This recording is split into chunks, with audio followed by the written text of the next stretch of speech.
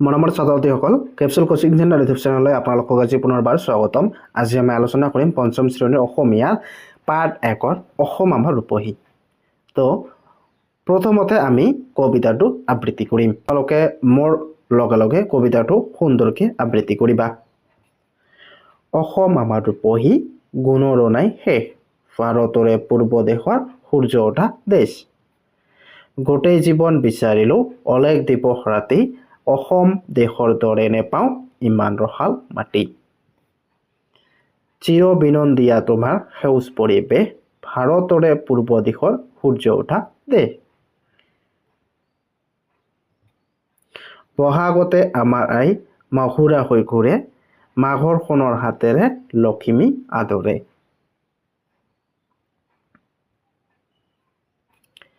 শৰৎ নিশাই তৰাৰে সজাই আইৰেতে, ভাৰতৰে পূৰ্ব দেশৰ সূৰ্য উঠা দেশ। পাহাৰ ভৈয়াম একে কৰা ৰামধেনুৰ দৰেই, তোমাৰ ভাষাৰ মৰমবোৰে মিলন সেতু কৰে। লৌহিতৰে বহল পাৰক প্ৰণিপাত কৰে, জন্ম লল ইয়াতে যেন মৰ। পাম কত এনে মধুৰ ৰূপৰ সমাৱেশ, ভাৰতৰে পূৰ্ব দিশৰ সূৰ্য উঠা দেশ। গীতিকাৰজনৰ নাম কি? ডক্টৰ ভূপেন হাজৰিকা। তো পাঠভিত্তিক ক্ৰিয়াকলাপত কি কৈছে? গীতটি শুদ্ধ আৰু স্পষ্ট উচ্চাৰণেৰে পঢ়া আৰু আবৃত্তি কৰা। মই যেনেদৰে আবৃত্তি কৰিলোঁ তোমালোকে এনেদৰে আবৃত্তি কৰিবা। তাৰপিছত কি কৈছে? গীতটি একক আৰু দলীয়ভাৱে বা সমবেত সংগীত হিচাপে গোৱা। তোমালোকে দলীয়ভাৱে সকলো ছাত্ৰ ছাত্ৰীয়ে একলগ হৈ গাবলৈ চেষ্টা কৰিবা। তাৰপিছত উত্তৰ দিয়াত ক নম্বৰ কুৱেশ্যনত কি কৈছে? ভূপেন হাজৰিকাই আই বুলি কাক সম্বোধন কৰিছে? উত্তৰ তোমালোকে লিখিবা। ভূপেন হাজৰিকাই আই বুলি অসম দেশক সম্বোধন কৰিছে। তোমালোকে এইখিনি লিখিলে হ'ব, অসম দেশক সম্বোধন কৰিছে। তাৰপিছত কুৱেশ্যন খত কি কৈছে? ডক্টৰ ভূপেন হাজৰিকাই মাঘ মাহত কি আদৰাৰ কথা কৈছে? তো তোমালোকে উত্তৰত লিখিবা কি? ডক্টৰ ভূপেন হাজৰিকাই মাঘ মাহত লখিমী আদৰাৰ কথা কৈছে। তো তোমালোকে এইখিনি লিখিবা, মাঘ মাহত লখিমী আদৰাৰ কথা কৈছে। তাৰপিছত কুৱেশ্যন গত কি কৈছে? শৰৎ নিশাই আইৰ কেশ কিহেৰে সজায়? তো উত্তৰত তোমালোকে কি লিখিবা? শৰৎ নিশাই আইৰ কেশ তৰাৰে সজায়। তোমালোকে লিখিবা তৰাৰে সজায়। তাৰপিছত কুৱেশ্যন ঘত কি কৈছে? পাহাৰ ভৈয়াম মিলন সেতু কিহে কৰে? তো উত্তৰত তোমালোকে লিখিবা, পাহাৰ ভৈয়াম মিলন সেতু ৰামধেনুৰ দৰে ভাষাৰ মৰমবোৰে গঢ়ে। কি? ৰামধেনুৰ দৰে ভাষাৰ মৰমবোৰে গঢ়ে পাহাৰ ভৈয়াম। তাৰপিছত 9 নম্বৰ কুৱেশ্যনত কি কৈছে? ডক্টৰ ভূপেন হাজৰিকাই কত মৃত্যুবৰণ কৰিবলৈ ইচ্ছা প্ৰকাশ কৰিছিল? তো তোমালোকে ইয়াৰ উত্তৰত লিখিবা, ডক্টৰ ভূপেন হাজৰিকাই অসম দেশতেই মৃত্যুবৰণ কৰিবলৈ ইচ্ছা প্ৰকাশ কৰিছে। তাৰপিছত কুৱেশ্যন চত কি কৈছে? এই গীতটিত গীতিকাৰ ডক্টৰ ভূপেন হাজৰিকাই সূৰ্য উঠা দেশ মানে কোনখন দেশক বুজাইছে? তো উত্তৰত তোমালোকে লিখিবা, ডক্টৰ ভূপেন হাজৰিকাই সূৰ্য উঠা দেশ মানে অসম দেশক বুজাইছে। তোমালোকে লিখিবা অসম দেশক বুজাইছে। একেবাৰে চুটিকৈ লিখিবা। তাৰপিছত চত কি কৈছে? গীতিকাৰ ডক্টৰ ভূপেন হাজৰিকাই গোটেই জীৱন বিচাৰিলেও অসমৰ দৰে আন কত কি নোপোৱাৰ কথা কৈছে? তো উত্তৰত তোমালোকে লিখিবা কি? অসমৰ দৰে ইমান ৰসাল মাটি নোপোৱাৰ কথা কৈছে।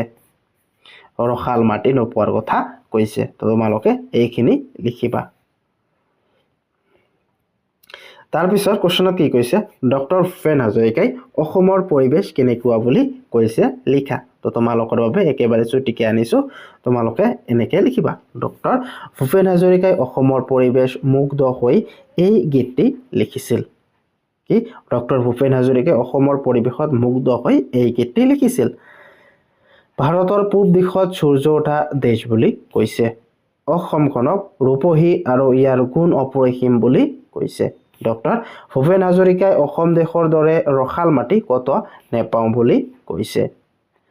অসমৰ সেউজ পৰিৱেশ চিৰবিনন্দীয়া বুলি কৈছে।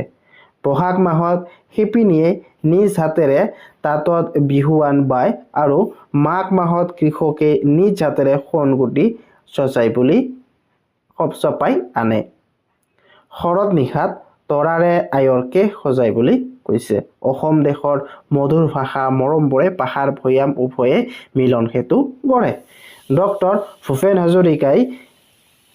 ভূপেন হাজৰিকাদেৱে অসমৰ প্ৰাণস্বৰূপ লুইতখনক প্ৰণাম জনাইছে।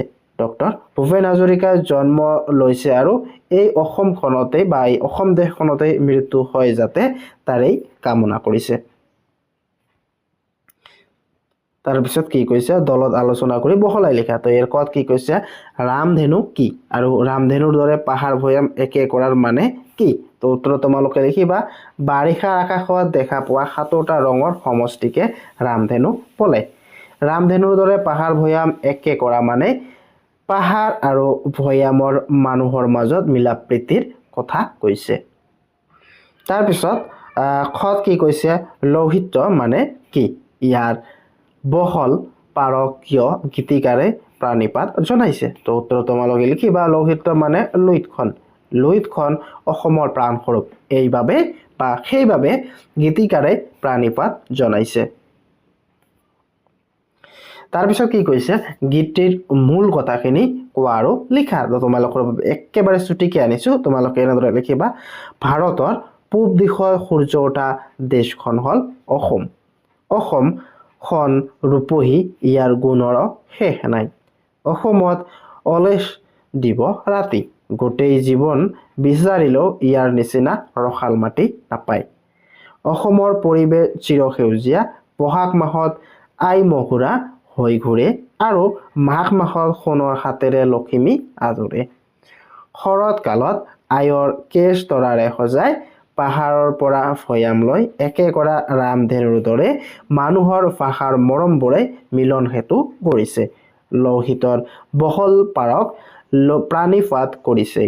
জন্ম ললো ইয়াতে যেন মৰ। কবিয়ে এনেকে কৈছে। তাৰপিছত উত্তৰ দিয়াত ইয়াৰ ক নম্বৰ কোৱেশ্যন কি কৈছে গীতটিত ম আখৰটোৰে 20 বাৰ ব্যৱহাৰ কৰা হৈছে। ৰ আখৰটো কেইবাৰ ব্যৱহাৰ কৰা হৈছে? তোমালোকে লিখিবা ৰ আখৰটো 49 বাৰ ব্যৱহাৰ কৰা হৈছে। তো এইবিলাক ইমান ইম্পৰ্টেণ্ট নহয়। এইবিলাক তোমালোকে যদি তোমালোকক লাগে স্কুলত লাগে তো তোমালোকে চাই লিখিবা। তাৰপিছত গত কি কৈছে গীতটিত ৰ আৰু ৰে শেষ হোৱা শব্দবোৰ লিখা।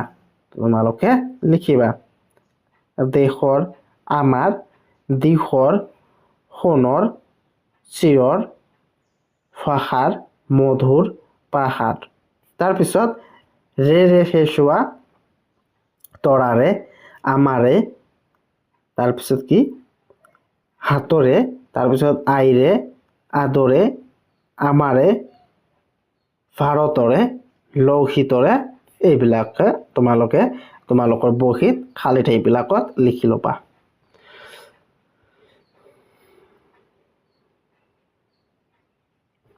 তাৰপিছত কি কৈছে গীতটিৰ